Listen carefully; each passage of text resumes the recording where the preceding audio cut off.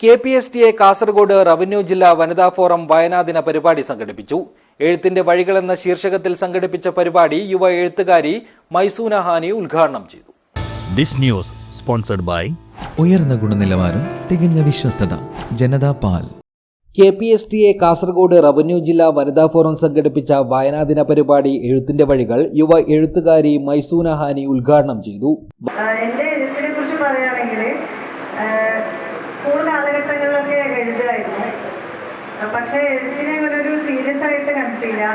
കാരണം നിങ്ങൾക്കറിയാം, എന്നെക്കാളും കൂടുതൽ പരിമിതികളിൽ നിന്ന് എഴുതി വന്നവരായിരിക്കും ഇവിടെയുള്ള മറ്റ് അധ്യാപകരൊക്കെ. കാരണം സ്കൂളുകളിൽ നിന്നുള്ള പോലെ വിശാലമായ വായനശാലകളും എഴുത്തുകളും എഴുത്തിന് പരിപോഷിപ്പിക്കാനായിട്ട് ഇതുപോലെയുള്ള വായനാദിന പരിപാടികളൊന്നും അന്നത്തെ കാലത്ത് സംഘടിപ്പിച്ചിരുന്നില്ല.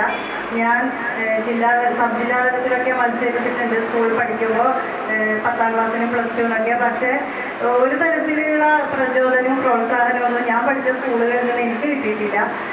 എനിക്ക് തോന്നുന്നു അന്നത്തെ ആ ഒരു ഇതായിരുന്നു. അക്കാദമിക് തലത്തിലും അതുപോലെ സ്പോർട്സിലും ആർട്സിലൊക്കെ വിജയിച്ച കുട്ടികൾക്ക് മൊമ്മൻ്റെയും അതുപോലെ അവർക്കുള്ള പ്രചോദനങ്ങളും അനുമോദനങ്ങളൊക്കെ കൊടുക്കുമ്പോൾ ഞാനിങ്ങനെ എഴുതി വന്ന കഥയും കവിതയും ഒക്കെ എഴുതി സമ്മാനങ്ങൾ നേടിയ നമ്മളെ ഒന്നും അങ്ങനെ പരിഗണിച്ചിട്ടില്ല.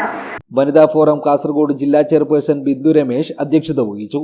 KPSTA കാസർഗോഡ് ജില്ലാ president K Gopalakrishnan, secretary Rajesh Kumar, വനിതാ ഫോറം സംസ്ഥാന ഉപസമിതി കൺവീനർ VK പ്രഭാവതി തുടങ്ങിയവർ സംസാരിച്ചു. വനിതാ ഫോറം കൺവീനർ K സാജന പ്രശസ്ത എഴുത്തുകാരൻ C രാധാകൃഷ്ണന്റെ തീക്കടൽ കടഞ്ഞ് തിരുമധുരം എന്ന പുസ്തകം പരിചയപ്പെടുത്തി.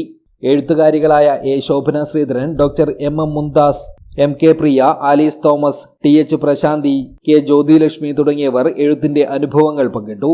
വനിതാ ഫോറം കൺവീനർ K സാജന സ്വാഗതവും ജില്ലാ കോർഡിനേറ്റർ ഷൈമ പറമ്പത്ത് നന്ദിയും പറഞ്ഞു. News bureau, Kanhangad.